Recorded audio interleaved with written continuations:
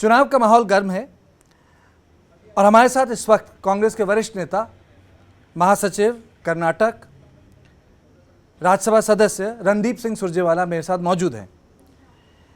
रणदीप जी, साक्षात्कार की शुरुआत मैं एक सवाल से करूंगा जो प्रधानमंत्री बार बार पूछ रहे हैं। वो कहते हैं विपक्ष कहाँ है? विपक्ष जमीन पर है, प्रधानमंत्री जी हेलीकॉप्टर में है। विपक्ष गरीब की झोपड़ी का टिमटिमाते हुए दिए की वो लो है जिसमें गरीब के लिए उम्मीद है। प्रधानमंत्री अडानी और अंबानी जी के हवाई जहाज में है।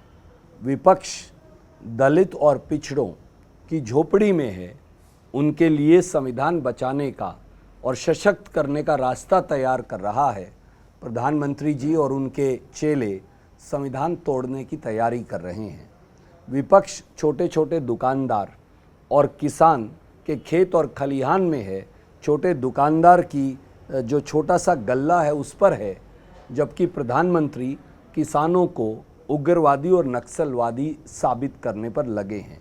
विपक्ष इस देश के दिल में है और प्रधानमंत्री दौलतमंद की तिजोरी के अंदर बंद है। ये अंतर है। रणदीप जी, कांग्रेस पार्टी संविधान पे क्यों चुनाव लड़ रही है? संविधान तो कोई भी पार्टी अमेंड कर सकती है। आप लोगों ने भी संविधान अमेंड किया, 70 में इंदिरा जी ने अमेंड कर दिया था। तो संविधान पे क्या ऐसी बात है जिस पे कांग्रेस पार्टी देश भर में चुनाव लड़ रही है? देखिए, एक सोची समझी साजिश और षड्यंत्र हो रही है। वो क्या है? आदिवासियों, दलितों और पिछड़ों, उनके अधिकारों को संविधान को तोड़कर समाप्त करने की। नहीं तो मैं आज आपके चैनल पर बताता हूँ। हेगड़े जी कर्नाटक में जो बीजेपी के यूनियन मिनिस्टर थे, वो सीधे बोलते हैं कि हम संविधान को तोड़ देंगे इस बार सत्ता में आए तो। ज्योति मिर्धा जी राजस्थान में ये बोलती हैं बीजेपी से। अरुण गोविल जी और लल्लू सिंह जी उत्तर प्रदेश में ये बोलते हैं। और मोदी जी के आजकल के फेवरेट बाबा वो हाथ ऐसे कर कहते हैं कि जातिगत आरक्षण को ख़त्म करना है। संविधान तोड़ने के दो मायने हमारे मुताबिक हैं। पहला मायना दलितों, आदिवासियों और पिछड़ों के आरक्षण और अधिकारों को ख़त्म करना, और दूसरे मायने राइट टू वोट के अधिकार को छीन लेना, ताकि एक व्यक्ति यानी नरेंद्र मोदी जी एक अहंकारी इकलौते शासक बन जाएं। उसमें ना संविधान हो, ना संविधान की परिपाटी हो। कौन छीन सकता है? देखिए, अगर उनके पास इस प्रकार का बहुमत जैसा वो चाहते हैं हो जाए, तो वो प्रजातंत्र को गौण बना देंगे। मैं आपको एक उदाहरण देता हूँ। गोवा में क्या हुआ? भारतीय जनता पार्टी तो कहीं जीत के नज़दीक भी नहीं थी, पर 5 साल से शासन तो वो कर रहे हैं। एक समय में कर्नाटक में क्या हुआ? भाजपा तो सत्ता में नहीं थी, पर वो जबरन सत्ता में आ गए। हरियाणा में क्या हुआ?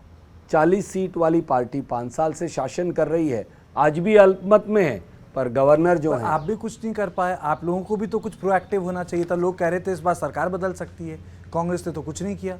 देखिए, कांग्रेस जो है वो जहाँ तक हरियाणा का प्रश्न है, हम तैयार हैं। हमने तो गवर्नर को लिखा कि संवैधानिक परिपाटियों के मुताबिक आप वोट ऑफ कॉन्फिडेंस करवाइए, सरकार अपने आप गिर जाएगी। दुर्भाग्य ये है कि यहाँ जो प्रजातांत्रिक संस्थाएं हैं, वो चुनाव आयोग हो या गवर्नर का ऑफिस हो, वो सीबीआई, ईडी, इनकम टैक्स हो या कई और संवैधानिक संस्थाएं हो, वो मोदी जी की तानाशाही की दासी बन गई हैं। उन्हें बेड़ियों में जकड़ लिया गया है। ऐसे तानाशाह को अब अगर फिर मौका मिल गया तो वो बाकी की बचे खुचे संविधान की परिपाटी को तहस नहस कर देगा। यही हम कह रहे हैं। पर आपके आलोचक कहते हैं ये तो बिल्कुल वैसे ही बात हुई, नाच ना आवे आंगन टेढ़ा। देखिए, आलोचकों को अपनी बात रखने का अधिकार है, वो रखें, पर वो आलोचक हैं कौन? वो हैं जो सत्ता के दलाल हैं। वो हैं जो सत्ता के दलाली के तौर पर बेइंतहा संपत्ति एकत्रित किए हैं। कार्तिकेय जी, आप एक वरिष्ठ पत्रकार हैं और पीढ़ी दर पीढ़ी से हैं। मैं आपसे एक सवाल करता हूं। 22 लोग जब देश की आधे से ज़्यादा संपत्ति के मालिक हों और 140 करोड़ लोग 40 या 50-45% के मालिक हों, वो देश चलेगा कैसे? आर्थिक असमानता, बेरोजगारी, महंगाई, नफरत, ये 4 बड़े मुद्दे हैं जो इस देश के मुद्दे हैं। पर ना मीडिया, ना प्रधानमंत्री, ना बीजेपी, ना उनके मित्र दल इन पर चर्चा कभी नहीं करेंगे।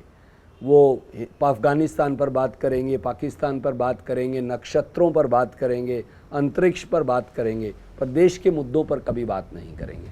आप लोग आरक्षण की चिंता कर रहे हैं, भारतीय जनता पार्टी कहती है कि अगर आपको सत्ता दोबारा मिली तो मंदिर में ताला लग जाएगा अयोध्या में। आप मुझे बताइए, क्या भगवान श्री राम का पूजा स्थल मंदिर भारतीय जनता पार्टी की बपोती है? भारतीय जनता पार्टी का कोई कंट्रीब्यूशन नहीं है। आज मैं आपके चैनल पर याद दिलाना चाहूँगा, भगवान श्री राम का मंदिर सुप्रीम कोर्ट के 5 सदस्यीय खंडपीठ के आदेश पर उसका निर्माण हुआ। मोदी जी ने नहीं बनाया 10 साल में, सुप्रीम कोर्ट के आदेश पर राम मंदिर बना। राम मंदिर का सारा पैसा इस देश के करोड़ों लोगों ने दिया। मोदी जी ने क्या दिया? हाँ, उस पर राजनीति की, अधूरे मंदिर की प्राण प्रतिष्ठा की। शंकराचार्य जो हिंदू धर्म के सबसे बड़े गुरु हैं, आप उनसे सहमत हो असहमत हो, उनको दरकिनार कर दिया और खुद की बनाई हुई कमेटी से, जिसमें आरएसएस और बीजेपी के लोग हैं, जबरन आनन फानन में चुनाव से पहले प्राण प्रतिष्ठा कर चुनावी रोटी बटोरने का काम किया। भगवान श्री राम ना बीजेपी के हैं, ना कांग्रेस के हैं, ना मेरे हैं, ना आपके हैं। वो तो पूरे ब्रह्मांड में हैं, कण कण में हैं, क्योंकि भगवान श्री राम का मतलब है मर्यादा की अनुपालना। भगवान श्री राम का मतलब है शबरी के झूठे बेर। भगवान श्री राम का मतलब है कि न्याय के लिए, वचन की मर्यादा के लिए 14 साल वनवास चले जाना। भगवान श्री राम का मतलब सत्ता की प्राप्ति, और उसका दुरुपयोग कभी नहीं हो सकता। सही बात, लेकिन भारतीय जनता पार्टी ये भी कहती है कि कांग्रेस तुष्टीकरण की राजनीति कर रही है। अगर आप आरक्षण की बात करते हैं तो प्रधानमंत्री ने मंच से कई बार बोला है कि आरक्षण का मतलब है डाइवर्जन ऑफ रिसोर्सेज। मैं आज आपके चैनल पर फिर दोहराऊंगा, एक अंग्रेजी का लफ्ज है, इक्विटेबल डिस्ट्रीब्यूशन ऑफ रिसोर्सेज। हम कैसा मुल्क हैं? हमारा संविधान जो बाबा साहब ने बनाया वो क्या कहता है? वो ये कहता है कि सरकार सबसे गरीब आदमी के लिए काम करेगी। सरकार के संसाधन सबसे दबे, सबसे शोषित, सबसे वंचित, सबसे कुचले, सबसे पिछड़े व्यक्ति के लिए उन संसाधनों का इस्तेमाल होगा। मैं एक उदाहरण देता हूँ। कर्नाटक में हमने गारंटी स्कीम चलाई, जो शब्द अब मोदी जी ने चोरी किया है हमसे। 1,25,00,000 महिलाओं को, ना धर्म ना जाति, हम 2,000 रुपया देते हैं महंगाई से लड़ने के लिए। उसको बोलते हैं इक्विटेबल डिस्ट्रीब्यूटिव जस्टिस। हम हर महिला को बस में, सरकारी बस में फ्री बस सफ़र देते हैं। 11 महीने में 200 करोड़ फ्री बस ट्रिप्स हुई। 35 लाख महिलाएं हर रोज़ फ्री बस सफ़र करती है। मोदी जी आकर उस पर हमला बोलते हैं। उसे बोलते हैं equitable distributive justice. 200 unit free current हम कर्नाटक में देते हैं 1,11,00,000 घरों को। सरकार वो पैसा देती है। It is equitable distributive justice. बहुत जो अमीर लोग हैं, करोड़पति, अरबोपति, मोदी जी के मित्र हैं, अगर मैं उनकी जेब से, जिनके पास देश की आधी संपत्ति है, अगर टैक्स लगे और वो 10 रुपया दे दें, या जो स्टेट के रिसोर्सेज हैं अगर उनसे किसी गरीब का भला हो जाए, दलित, आदिवासी, पिछड़े का, तो इसमें मोदी सरकार के पेट में दर्द क्यों? आप अयोध्या जाएंगे? बिल्कुल, क्यों नहीं जाएंगे। राम मंदिर मेरा भी है। राम मंदिर 140 करोड़ लोगों का है। राहुल गांधी जी भी जाएंगे, प्रियंका गांधी जी भी जाएंगी, रणदीप सिंह सुरजेवाला भी जाएंगे, हर कांग्रेस जन जाएगा, बहुत सारे कांग्रेस जन जा चुके हैं। राम मंदिर, राम अकेले रणदीप का नहीं हो सकता। राम कांग्रेस या बीजेपी के नहीं, राम युग युगांतर से थे और युग युगांतर से रहेंगे। मैं रामचरितमानस के 2 शब्दों की आपकी अनुमति से व्याख्या करूंगा। भगवान श्री राम जब अयोध्या वासियों से बातचीत करते हैं तो उसका एक व्याख्यान सुंदर कांड में रामचरितमानस के है। उसमें उन्होंने ये कहा, और मैं सरल भाषा में कहूँगा, कि अगर मैं भी मार्ग से भटकूं, प्रभु राम कहते हैं अयोध्या वासियों को, मैं भी मार्ग से भटकूं तो तुम मेरी बात मत मानना। आप अपने मन और वचन से हर काम करने को स्वतंत्र हैं। ये राम राज्य है। आज क्या ये राम राज्य है? आज वो राज्य है जहां एक अहंकारी शासक पूरे देश का दमन कर रहा है। आप तो राम की बात कर रहे हैं, लेकिन आपकी पार्टी का जो टिल्ट है अभी हाल में वो तो बहुत लेफ्टवर्ड है। क्या मैं कह सकता हूँ, राम जो हैं वो वंचित के हैं, राम इसलिए शबरी के हैं, राम सुग्रीव के हैं, राम शोषित के हैं, राम राम अबला के हैं, राम गरीब के हैं। राम जो हैं वो गरीब की झोपड़ी का टिमटिमाता हुआ दिया हैं।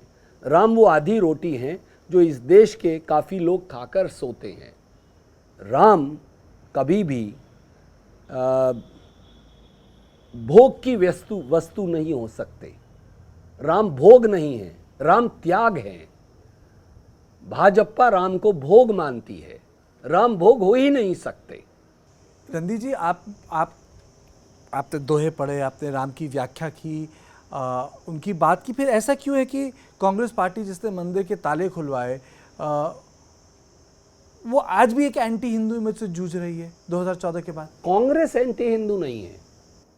भारतीय जनता पार्टी की परिभाषा और हिंदू धर्म की अवधारणा जो भाजपा की है वो एंटी हिंदू है। मैं अगर आपको हिंदू धर्म के बारे में, और मैं कोई ज्ञाता नहीं हूँ, पर जो मैं पढ़ पाया हूँ थोड़े से भगवत गीता से, क्योंकि ये भगवत गीता की धरती पर आप आज यहाँ हैं। भगवान श्री कृष्ण यहीं से कुरुक्षेत्र के युद्ध पर जाते थे, आप उस धरती पर हैं। कपिस्थल की तपोभूमि पर आज आप यहाँ हैं। तो मुझे यहाँ सौभाग्य मिला कुछ वेद शास्त्रों का थोड़ा सा अध्ययन करने का। हिंदू धर्म अपने आप में सदाचार है, हिंदू धर्म प्रेम है, हिंदू धर्म सद्भावना है। हिंदू धर्म जो है वो प्रेम से सबको आलिंगन में लेने वाला एक जीवन का रास्ता है। हिंदू धर्म केवल धर्म तक सीमित नहीं, ये आचरण भी है, ये व्यक्ति की आभा भी है, ये व्यक्ति का चरित्र भी है। और इसलिए हिंदू धर्म केवल धर्म तक सीमित नहीं। जो केवल हिंदू धर्म को धर्म की परिभाषा में देखते हैं, मुझे लगता है कि उनके विचार बड़े संकुचित हैं। हिंदू धर्म विराट है, और उस विराटता में, जैसे भगवान श्री राम की विराटता है, उस विराटता में हम सबको अपने आलिंगन में समा लेते हैं। परंतु भाजपा का, बीजेपी का हिंदू धर्म क्या है? नफरत, बंटवारा, वैमनस्य, द्वेष, एक दूसरे से झगड़ा, मारकाट, भेदभाव, ऊंचाई और नीचाई का फर्क, छोटे और बड़े का फर्क। हिंदू धर्म इन सब के खिलाफ है। हिंदू धर्म ये बोलता है कि मनुष्य के अंदर अंतर नहीं। हिंदू धर्म में आपको, हमारी स्क्रिप्चर्स में आपको, हमारे ग्रंथों में आपको ये भी लिखा मिलेगा। कोई धर्म दुनिया का उठा लीजिए, मैं सब धर्मों का आदर करता हूँ, पर कोई धर्म उठा लीजिए, किसी धर्म में ये लिखा नहीं मिलेगा दूसरे के धर्म का आदर करो। जो हिंदुइज्म है वो इतना विराट है कि वो दूसरे के धर्म के आदर के बारे में भी उस विचारधारा, उस विचार, उस राग को मानने वालों को कहता है। बीजेपी ने कभी धर्म की परिभाषा समझी ही नहीं। धर्म मर्यादा है, धर्म ड्यूटी है, दायित्व है, धर्म प्रेम है, धर्म आचरण है, धर्म चरित्र है। धर्म बंटवारा और नफरत कैसे हो सकती है? अच्छा, चलिए थोड़ा कर्नाटक के बारे में बात करते हैं। कर्नाटक में जीत तब मिली जब आप जनरल सेक्रेटरी थे। सारे स्टेट्स हार गए उन चुनाव में, कर्नाटक मिला। इस बार कर्नाटक में लोकसभा में कांग्रेस कैसा करेगी? क्योंकि पिछले 2 लोकसभा चुनावों में कर्नाटक के रिजल्ट्स बहुत डिसअपॉइंटिंग रहे लोकसभा के। आपने वाजिब फरमाया। अभी हमारी एक ही सीट है 28 में से। कर्नाटक के लोगों ने भाजपा के भेदभाव को भी देख लिया और उनकी लीडरशिप की फेलियर्स को भी देख लिया। मुझे ये विश्वास है वहाँ के लोगों के आचरण के आधार पर, उनके आशीर्वाद और प्रेम के आधार पर जो उमड़ा है कि कांग्रेस पार्टी वहाँ 20+ सीट भी ले सकती है।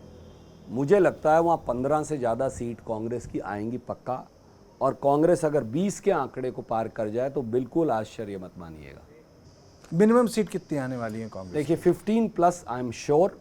मेरे मुख्यमंत्री और डिप्टी चीफ मिनिस्टर का आंकड़ा है 20+ का। एक चीज़ बताइए, आपके स्टेट कर्नाटक में आपके जो लीडर्स हैं इतना आउट ऑफ टर्न क्यों बोलते हैं? कौन? आपके जो वरिष्ठ नेता हैं। सरकार बनने के बाद हर दिन एक कंट्रोवर्सी होती है। अधिकतर स्टोरीज केवल ऐसा लगता है कर्नाटक से आती हैं। अगर कर्नाटक में ना बोले तो पता लगा दक्षिण भारत से स्टोरीज ना मिलें। देखिए मैं आपको दो पक्ष यहाँ रखूँगा। पहला, भारतीय राष्ट्रीय कांग्रेस में अभिव्यक्ति की आज़ादी है, तो कभी कभी उस अभिव्यक्ति की आज़ादी को तरोड़ मरोड़ कर नेतागण या कार्यकर्ता मित्र जो हैं वो कभी कभी अपनी लक्ष्मण रेखा पार कर जाते हैं, पर हमने उन्हें समझाया है कि ये बात एक्सेप्टेबल नहीं है, मंजूर नहीं है पार्टी को, तो आप अपना आचरण ठीक करिए। उन्होंने आश्वासन भी दिया है और किया भी है। दूसरा, कांग्रेस पार्टी ने जो वहाँ किया, कर्नाटका मॉडल अब इस देश का बेहतरीन मॉडल है, परंतु मुझे आप बताइए, 2-4 अखबार, 1-2 टेलीविज़न चैनल को छोड़ दीजिए, इस देश के 95% मीडिया ने इसको कर्नाटक मॉडल ऑफ गारंटीज़ को पूरी तरह से इग्नोर कर दिया। मोदी जी हमारा मजाक उड़ाते थे, आज हमारा गारंटी शब्द चोरी कर रखा है उन्होंने कर्नाटक से। सच्चाई ये है कि 58,000 करोड़, 58,000 करोड़ लोगों के खातों में सीधा ट्रांसफ़र करने वाली सरकार अगर कोई हिंदुस्तान में है तो वो कर्नाटक की सरकार है। इसे बोलते हैं पार्टिसिपेटरी गवर्नमेंट, इसे बोलते हैं डिस्ट्रीब्यूटिव जस्टिस। लोग सरकार के मालिक हैं और ये हमने करके दिखाया। 2014, 2019 में तो आप जिसे कह सकते हैं हेम्स ऑफ अफेयर में थे, सारा पूरा आपने दिल्ली से कमांड भी संभाल रखा था कम्युनिकेशन का। ये चुनाव पिछले 2 लोकसभा चुनावों से कैसे अलग है? देखिए, मैं आपको कर्नाटक और हरियाणा से बाहर अभी नहीं बता पाऊंगा, क्योंकि ये मेरी कार्य क्षेत्र नहीं, मेरी जुरिस्डिक्शन नहीं। मैं आपको बता सकता हूँ कर्नाटक में चुनाव संपन्न हुए, मेरे मुताबिक वहाँ 15+ सीट कांग्रेस ये को प्रण है मिलेंगी। आपका? मेरा ये संकल्प है, परंतु संकल्प की अभिव्यक्ति लोग करेंगे, तो वो वोट उन्हें ही देना है, क्योंकि लोग भगवान है प्रजातंत्र में। और हरियाणा में कांग्रेस जो है वो 5 से 8 सीट लेकर आएगी, ऐसा मुझे लगता है एक राजनीतिक कार्यकर्ता के तौर। लोग कहते हैं कि हरियाणा में 2 कांग्रेस हो गई हैं, एक आरएसएस की कांग्रेस है और एक हुड्डा कांग्रेस। मैं ऐसा नहीं मानता। देखिए, अगर राजनीति में थोड़ी बहुत वैचारिक भिन्नता ना हो तो फिर राजनीति तानाशाही हो जाएगी, जैसा मोदी जी करते हैं। कहीं कहीं वैचारिक भिन्नता पार्टी की ग्रोथ के लिए ज़रूरी है, और यहाँ ऐसा ही है। हम सब इकट्ठे हैं और हम सब इकट्ठे रहेंगे, और इकट्ठे मिलकर 4 महीने, 3 महीने, 2 महीने के बाद 67 सीट का आंकड़ा 2005 में कांग्रेस का आया था 90 में से, वो हाईएस्ट एवर है। मैं तब कार्यकारी अध्यक्ष था पार्टी का। मैं आपको आज ये कह सकता हूँ, लोगों के चेहरे देखकर, मैं कोई हाथ देखना नहीं जानता, चेहरा पढ़ना जानता नहीं, पर मैं उनके आशीर्वाद का भाव देखकर कह सकता हूँ, आज चुनाव हो जाएं, कांग्रेस की 85 सीट आएंगी 90 में से। पर फिर मोदी जी के 400 पार कैसे होंगे? अगर आपने इतना क्वांटिफाई कर रखा है तो वो भी तो 400 लेके बैठे हैं। अब देखिए, अब अगर उन्होंने कोई और ऐसी हेरा फेरी है जो वोट के बियॉन्ड है, उसके बारे में तो मैं कह नहीं सकता, पर हिंदुस्तान के लोग जो आप जैसे मैं टेलीविज़न चैनल्स पर कभी कभी देख पाता हूँ या अखबार पढ़ता हूँ, इन दोनों प्रांतों के बियॉन्ड मुझे लगता है कि बहुत भयंकर रोष और गुस्सा है। लोग जवाबदेही मांग रहे हैं बेरोज़गारी पर, लोग जवाबदेही मांग रहे हैं महंगाई पर, आर्थिक असमानता पर, डूबती अर्थव्यवस्था पर, और लोग जवाबदेही मांग रहे हैं शासन के दिवालियेपन पर। लेकिन कांग्रेस पर यह भी आरोप लगता है कि कांग्रेस एक ऐसा चुनाव लड़ रही है जो प्रेसिडेंशियल कर दिया है बीजेपी में, और प्राइम मिनिस्टर फोरफ्रंट में। कांग्रेस का लीडर कौन है वो पता नहीं है अभी। देखिए, यही हमारा लक्ष्य था, लोगों को बताना उनका लक्ष्य क्या है। हम कुरुक्षेत्र की भूमि पर हैं। अर्जुन का लक्ष्य था मछली की आंख पर निशाना लगाना है। उनका लक्ष्य क्या है बीजेपी का? मोदी जी को प्राइम मिनिस्टर बनाना। क्या ये देश चलाने का लक्ष्य हो सकता है? हमारा लक्ष्य क्या है? चुनाव में लोग तो अपना नेता चुनते हैं रणदीप जी। हमारा लक्ष्य क्या है? हमारा लक्ष्य है 5 गारंटी 25 न्याय, 25 गारंटी।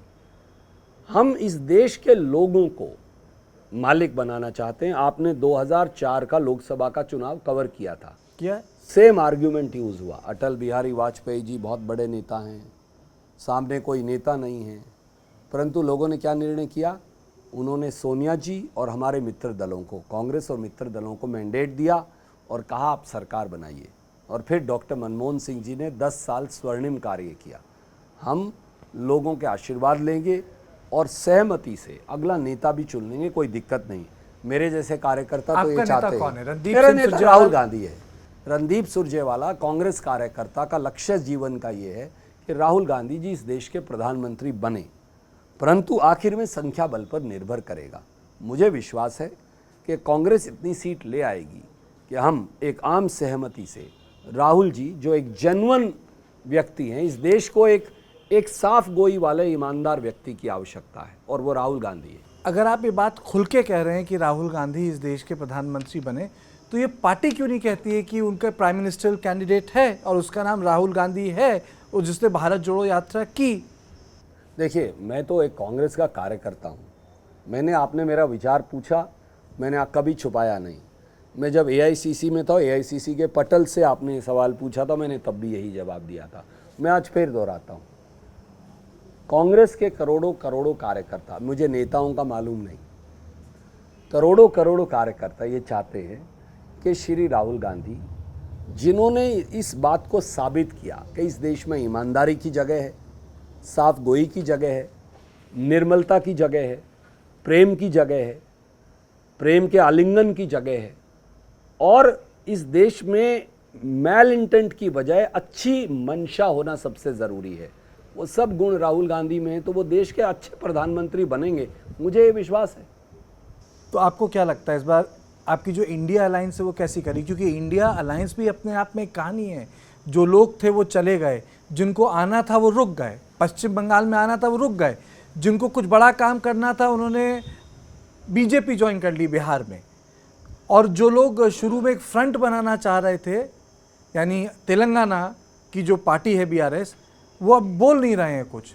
तो ये होगा कैसे? आपको मसल तो चाहिए। 2004 में लेफ्ट था विद 69 सीट्स। आपका इशारा अगर नीतीश बाबू की तरफ है, नहीं, नीतीश कुमार की ही बात कर रहा था मैं। नीतीश कुमार जी को अब बिहार के लोग पलटू कुमार कहने लगे हैं। अब मैं तो नहीं कहता, मेरे तो बुजुर्ग हैं, मैं क्यों कहूँ। बट अगर आपकी आइडियोलॉजी केवल कुर्सी तक सीमित है तो आप इंडिया अलायंस में नहीं चल पाएंगे। ममता जी ने कल भी कहा कि वो चाहे चुनाव अलग लड़ रही हैं, कई बार होगा, स्थानीय मुद्दों पर हम अलग अलग भी लड़ेंगे। हम और आम आदमी पार्टी पंजाब में भी तो अलग लड़ रहे हैं, पर दिल्ली और हरियाणा में इकट्ठे लड़ रहे हैं। तो स्थानीय मुद्दों पर कभी कभी भेदभाव होगा, भिन्नता आएगी, पर देश के मुद्दों पर, देश के दिल के मुद्दों पर हम इकट्ठे हैं। इसलिए ममता जी ने भी खुले मन से कहा कि चुनाव के बाद वो इंडिया अलायंस का हिस्सा हों। लेकिन ऐसा लग रहा है इसमें कि कई चीज़ों में, आपने आम आदमी पार्टी का खुद नाम लिया, तारतम्य केवल सतही है, उस तरीके से नहीं जैसे है आम आदमी पार्टी के साथ। देखिए, मुझे लगता है आज आपने सारा दिन कैंपेन देखा, यहाँ तो कांग्रेस चुनाव नहीं लड़ रही, परंतु मैं कांग्रेस का चुनाव जैसे लड़ता उससे भी बढ़कर उनकी मदद कर रहा हूँ, क्योंकि ये हमारा कर्तव्य है। हमारा कर्तव्य हमारा असली धर्म है और हम उस धर्म का निर्वहन करेंगे। बाकी किसी दल को क्या करना है वो खुद निर्णय करेंगे। अरे एक चीज़ बताइए, आपने दोनों के साथ काम किया। कई लोग कह रहे थे कि प्रियंका गांधी को चुनाव लड़ना चाहिए था, इस बार भी उन्होंने नहीं चुनाव लड़ा। Though many people say that she will miss the bus, she is over 50s, sometimes you need to test the electoral politics. आपको नहीं लगता वो देर कर रही हैं? देखिए, कई बार ये निर्णय व्यक्तिगत भी है और उनका अपना राजनीतिक निर्णय भी है। बहुत सारे लोगों ने मेरे जैसे उन्हें कहा कि आपको चुनाव लड़ना चाहिए। कल परसों उन्होंने कहा कि मैं इसलिए चुनाव नहीं लड़ रही कि अगर हम सब चुनाव लड़ें तो फिर किसी को तो कैंपेन भी चलाना है। और जिस प्रकार से उन्होंने रायबरेली का कैंपेन की कमान संभाली, मुझे नहीं लगता कोई प्रियंका जी के बारे में कह सकता है she has not tested electoral politics. She was born into electoral politics. Amethi से लड़ पैदा हुई, वो इलेक्टोरल पॉलिटिक्स में पैदा हुई, अमेठी से लड़ सकती उसी में बड़ी हुई। टीम तो उन्हीं की बनाई है, चाहे किशोरी हो कोई भी हो, टीम तो उन्हीं की है। तो ठीक है ना, पार्टी का दम देखिए कि उन्होंने कांग्रेस कार्यकर्ता को मौका दिया।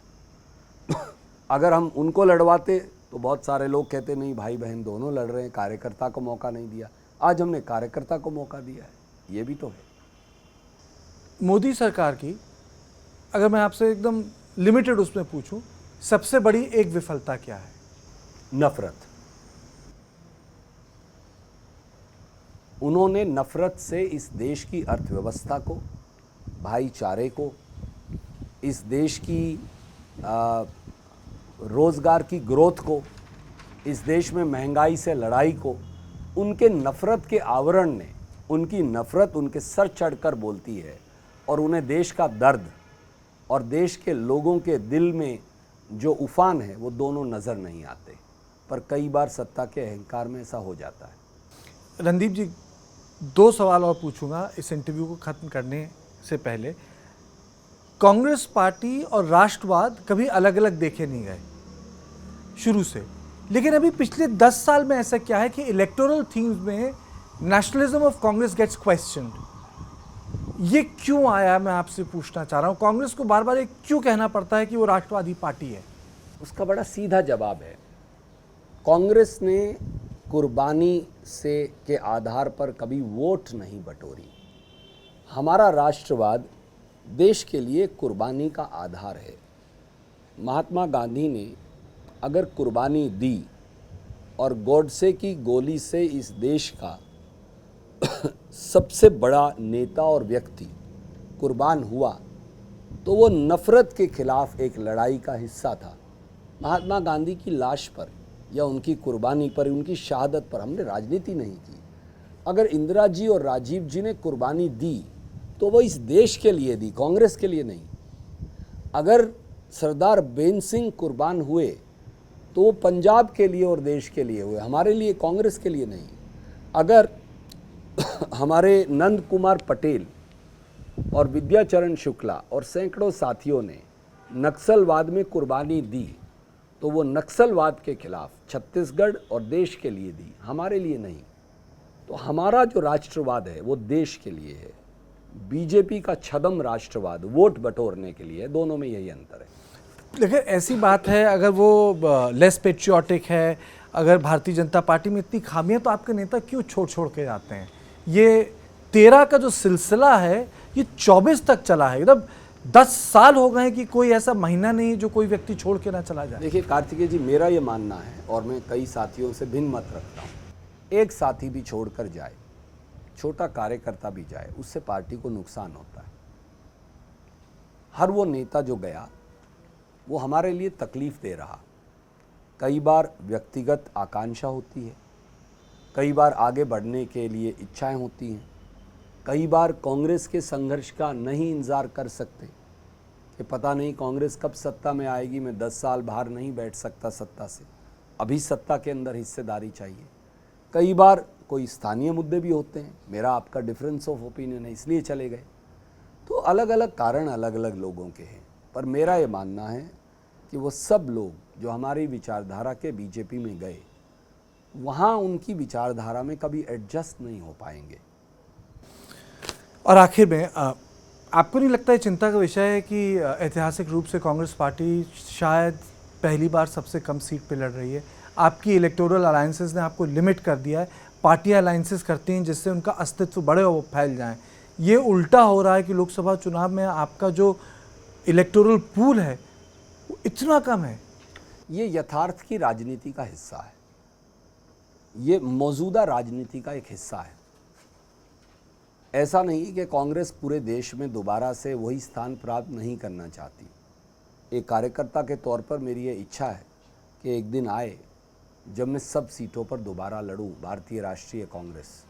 पर जब तक ये संभव नहीं, तब तक हमें इस देश के मुद्दों को लेकर वास्तविकता का सामना करके व्यावहारिक बनकर सबको साथ लेकर चलना पड़ेगा। क्योंकि जो क्षेत्रीय राजनीतिक दल हैं, अगर आप उन्हें ध्यान से देखें तो वो कांग्रेस की विचारधारा ही तो हैं। हम उनको अपने साथ रख नहीं पाए। एक समय आएगा कि जब ये सारी विचारधारा, जैसे गंगोत्री में फाइनली गंगा मिल जाती है या कलकत्ता में जाकर जब वो सागर में गिरती है तो उसके अंदर सारे स्ट्रीम्स गिर जाते हैं, तो कांग्रेस ऐसे ही है। तो कई बार आपको जो एक क्षेत्रीय दल दिखेगा वो है एक्सटेंशन कांग्रेस की ही, पर हम एक पॉलिटिकल पार्टी के तौर पर ये चाहेंगे कि वो सब धाराएं आकर फिर कांग्रेस में मिल जाएं। रणदीप जी, हमसे बात करने के लिए बहुत बहुत शुक्रिया। बहुत शुक्रिया।